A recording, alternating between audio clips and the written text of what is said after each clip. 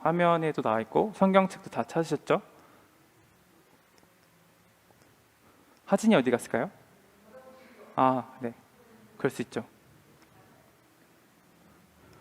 그러면 한 절씩 교독을 하지 않고 다 같이 합독하도록 하겠습니다. 그러면 함께 다 같이 합독할게요. 시작. 그러므로 형제들아, 내가 하나님의 모든 자비하심으로 너희를 권하노니 너희 몸을 하나님이 기뻐하시는 거룩한 산 제물로 드리라. 이는 너희가 드릴 영적 예배니라. 너희는 이 세대를 본받지 말고 오직 마음을 새롭게 함으로 변화를 받아 하나님의 선하시고 기뻐하시고 온전하신 뜻이 무엇인지 분별하도록 하라. 내게 주신 은혜로 말미암아 너희 각 사람에게 말하노니 마땅히 생각할 그 이상의 생각을 품지 말고 오직 하나님께서 각 사람에게 나누어 주신 믿음의 분량대로 지혜롭게 생각하라. 우리가 한 몸에 많은 지체를 가졌으나 모든 지체가 같은 기능을 가진 것이 아니니 이와 같이 우리의 많은 사람이 그리스도 안에서 한 몸이 되어 서로 지체가 되었느니라. 아멘. 화면에 보이다시피 복음 전혀 새로운 인생이라는 제목으로 함께 말씀을 나누도록 할게요. 우리가 이제 로마서를 계속 이야기를 하고 있는데요. 세 번째 시간이에요. 로마서로 가지고 로마서를 이야기하면서 첫 번째, 복음을 믿는 자에게 의롭지 않는 자에게 하나님의 의로움을 입는 자로 살아가게 하는 하나님의 처방이 있었다라는 이야기를 첫 번째 시간 때 했었고, 두 번째 시간에는 저번 주에 우리가 믿음이 연약해질 때 복음을 통해서 우리가 다시금 일어나 보자, 그렇게 이야기를 했었어요. 제가. 그래서 왜냐하면 예수님의 그 십자가 사랑 때문에 원수였던 하나님과 우리의 사이를 하나님께서 용서하여 주셔서 화목하게 되었기 때문에 그 사랑에 우리가 어찌 이 믿음을 놓칠 수 있을까 생각을 하면서 우리 이 믿음을 다시금 일어나 보자 라는 이야기를 제가 했었어요. 그렇게 첫 번째, 두 번째 주를 정리를 해보자면, 복음을 믿는 자에게는 의롭지 않는 죄인인 우리를 하나님의 의로움을 입은 자로 살게 하시고 그로 말미암아 하나님과 우리 사이가 화목하게 되었다라고 정리할 수 있을 것 같습니다. 그럼 이 복음을 믿는 사람들, 화목하게 된, 용서받은 우리들이 어떻게 살아가게 될까요? 어떻게 살아가야 할까요? 라는 것이 오늘의 질문 또는 답을 찾으려고 하는 그런 설교 내용입니다. 그런 의미에서 오늘 말씀을 나눠보고자 하는데요. 어쩔 수 없어요. 지금 제가 되게 눈을 마주칠 수 있는 친구가 어쩔 수 없어요. 너무 약간 이렇게 너무 부담스러운 눈빛을 쳐다보긴 하는데 여기 왔네요. 이제 이쪽도 한번 보고 이쪽도 보고 할게요. 복음을 믿는 사람들이 어떻게 살아가야 될까요? 한번 고민을 해보면 시간 가지면 좋을 것 같은데, 제가 주중에 설교를 준비하면서 어떤 기사를 보았어요. 좀 자주 보게 되는 기사예요. 여러분들에 관련된 기사를 검색하면요, 자주 나오는 기사가 이거이긴 한데, 작년에 우리나라 중고등학생 4명 중 1명이 일상생활을 중단하고 싶을 만큼 우울감을 느꼈다고 합니다. 지난해 여러분들 또래 또는 친구들 또는 선배, 동생들, 아니면 여러분들 중에도 이런 우울감을 느낀다라고 하죠. 누구시지? 그리고 그들이 우울감을 느끼게 하는 스트레스의 원인이 무엇일까요? 여러분들이 스트레스를 받는 이유, 가장 큰 이유가 무엇인가요? 역시 뭔가 이런 반응 나올 줄 알았어요. 저는 생각해봤는데 여러분들은 별로 스트레스를 안 받고 살기 때문에 이 기사와 전혀 상관이 없을 거라 생각했는데, 어쨌든 이 기사에서 조사한 바로는 공부 때문이래요. 그러니까 삶을 끝내고 싶을 만큼 우울감을 느끼는 주된 스트레스 원인이 공부 때문이라는 거죠. 솔직히 공부를 못하는 사람들은 이 정도까지 공부 때문에 스트레스 받을까 생각이 들기 때문에 저는 여러분들의 반응을 이미 예상했어요. 대답을 못할 줄 알았죠. 스트레스의 원인이 없기 때문에.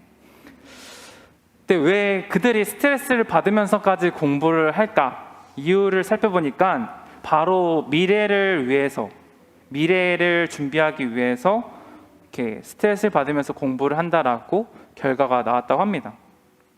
솔직히 미래에 뭘 하지?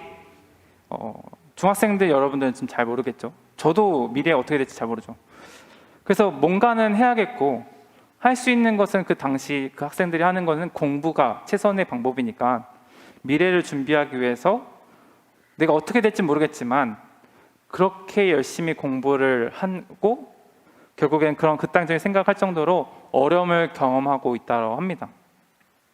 여러분들도 이런 설문지를 작년에 작성한 게 아니라면 이것은 뭐 여러분들이 이렇다 말할 수 없겠지만 그래도 주변에 굉장히 많은 중학생, 고등학생, 언니, 오빠, 뭐 동생, 형, 누나들이 이런 일들을 겪고 있다는 점, 공부 때문에 우울감을 느끼고 있다는 점을 알 수 있었어요.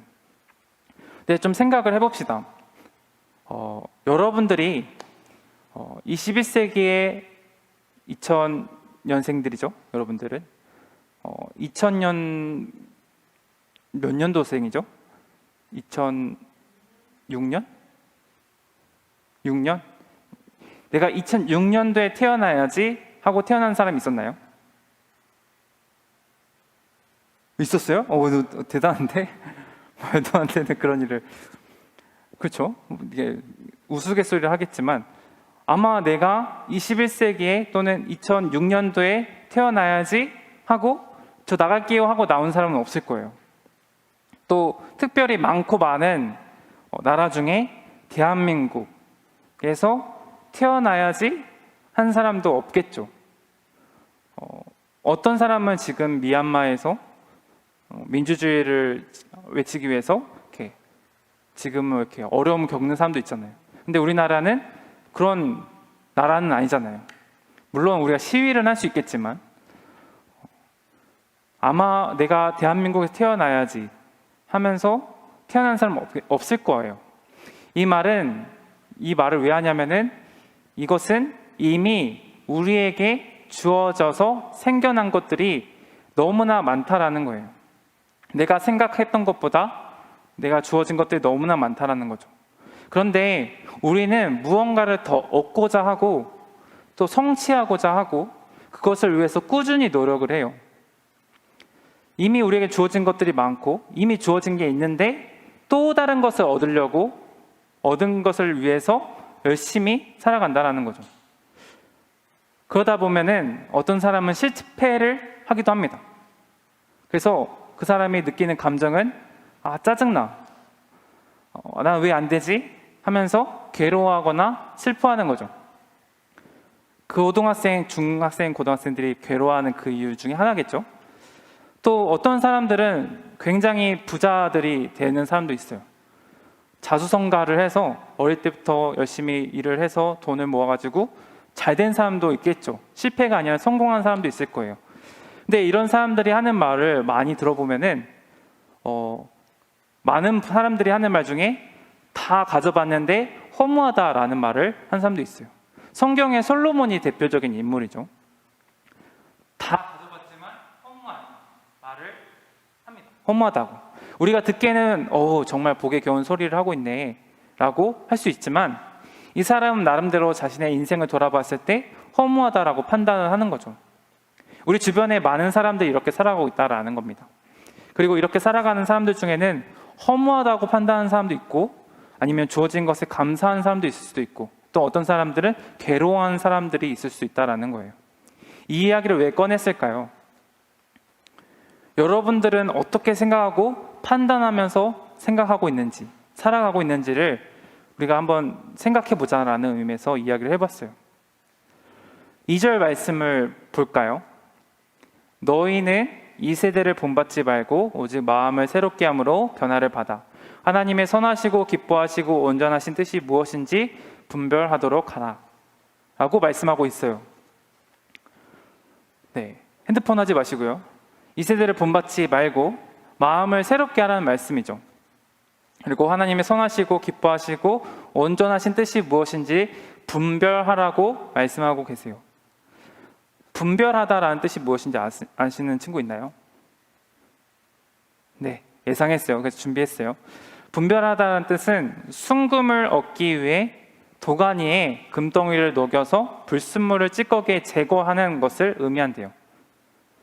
즉, 하나님의 뜻을 분별하라는 것은 우리 안에 하나님의 뜻과 아닌 것을 함께 도가니에 넣어놓고 녹여서 불순물을 제거해 순수한 하나님의 뜻이 무엇인지를 받아들이라는 뜻이겠죠. 사실 복음이라는 것은, 복음이라고 하는 말은 하나님의 원래적 현실을 보게 하는 힘이 있습니다. 우리가 살아가는 사회가 뭔가 전부인 것 같지만 말씀을 보면 굉장히 왜곡되어져 있는 게 많다라는 거죠. 그래서 복음으로 우리가 바르게 인식하고 나면 분별력이라는 게 생깁니다.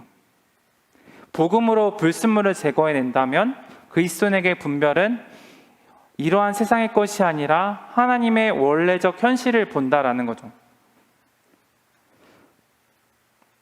우리가 성경 말씀을 배우면 잘 알다시피 우리는 하나님께서 창조하셨어요. 우리는 하나님께 지음받은 존재예요. 여러분들의 인생이 허무한 인생, 가치가 없는 인생이 아니라는 거죠. 그냥 뭔가 우연하게 생긴 것이 아니라 하나님의 지으심 받은 목적에 따라서 생긴, 만들어진 존재라는 것.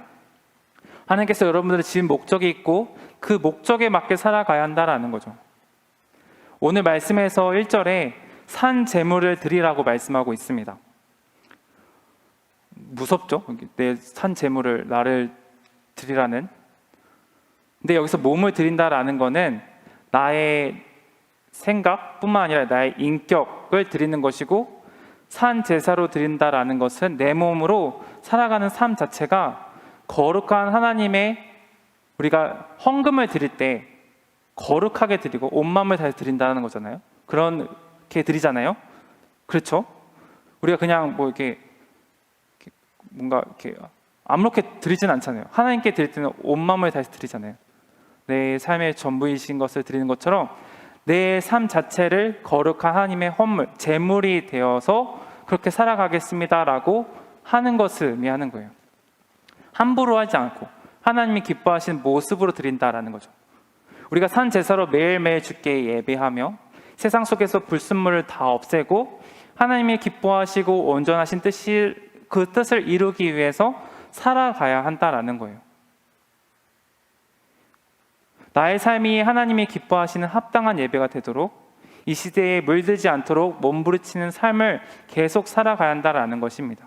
이것이 복음으로 분별력 있는 삶을 살아간다라고 말하는 거예요. 그럼 왜 이런 분별력 있는 삶을 살아가야 할까요? 우리는 하나님의 뜻이 선하고 기뻐하시고 온전하신 것을 믿어 의심치 않는 사람들이에요. 복음을 믿는 사람들은 바로 하나님의 뜻이 선하시고 온전하시다라는 것을 고백하는 사람들이라는 거죠. 그렇지만 하나님의 뜻을 정확하고 바르게 아는 것은 우리가 참 어려워요. 어렵게 생각해요.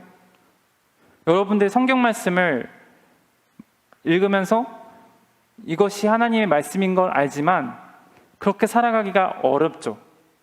당연히 우리가 컨닝하는 거 어려워요. 아니, 안 된다는 거 알아요. 근데 유혹이라는 게 굉장히 커서 컨닝을 하는 사람들도 있어요. 마찬가지로 우리가 하나님의 뜻은 아는데 그렇게 살아가는 게 참 어렵다라는 거죠. 내가 원하는 것을 하나님의 뜻으로 합리화하면서 살아갈 때도 있어요. 공부 1등 엄청난 거죠. 우리가 공부 1등 하면 하나님이 기뻐하실 거예요. 근데 공부 1등 하는 게 하나님의 뜻일까요? 그렇게 생각해 본 적 있나요? 좋은 대학 가는 게 하나님의 뜻일까요? 물론 좋은 대학 가면 좋겠죠. 그러면 반대로 공부 1등 하지 못한 친구는 하나님의 뜻이 아닐까요? 하나님이 기뻐하지 않는 모습일까요? 좋은 대학 못 가면 그 사람은 망한 인생일까요? 하나님이 실패했다고 난 너를 버렸어 라고 말하는 사람일까요? 우리가 기도하면서 하나님께 우리의 소원을 말하면서 하나님의 뜻이라고 말하는 경우가 많다라는 거죠. 그렇게 매일 하나님이 기뻐하시는 거룩한 삶의 제사를 우리가 드리면서 하나님의 뜻이 무엇인지 항상 분별하며 살아가는 게 굉장히 중요한 이유가 바로 이거예요. 말씀을 읽으면서 하나님의 뜻이 무엇인지를 분별하는 것. 이 예배 시간을 지키는 것이 안 드려도 되지, 안 드려도 그만, 나중에 예배 드려도 그만, 이렇게 생각하는 것은 결국 나의 소원이지, 나의 원한 마음이지 하나님의 뜻이 아니라는 거죠. 거룩한 삶의 제사로 살아가지 않는 우리들의 모습이라는 거예요. 전혀 다른 삶이죠. 세상 사람들은 자신의 이익을 위해서, 유익을 위해서, 얻기 위해서 매일매일 노력을 하는데, 하나님을 믿는, 분별하며 살아가는, 거룩한 산 제물로 살아가는, 예배하며 살아가는 사람들은 전혀 다른 인생인 거죠. 세상의 사고방식에 따르지 않고 하나님의 말씀을 따르는 삶. 누군가는 1등 해야지 성공하다라고 말을 하는데, 정직하게 2등 해도 3등 해도 4등 해도 정직하면서 하나님이 기뻐하시는 모습으로 살아가는 그 모습도 하나님이 기뻐하시는 모습이다라는 거. 1등만 인정하는 세상 속에서 나는 그렇지 않아요 말할 수 있는, 말씀에 순종하여서 나아가는 삶, 내 모든 것을 하나님께 바칠 수 있는 삶, 그것이 거룩한 산 제물이라는 거예요. 그것이 분별력 있는 삶이라는 겁니다. 전혀 다른 인생이죠. 세상 사람들이 말하는 그 가치와 반대된 삶이죠. 뿐만 아니라 4절 말씀처럼 한 몸 된 지체가 되어야 한다고 말씀하고 있어요. 세상은 개인주의가 멋진 철학이라고 주장하고 있어요.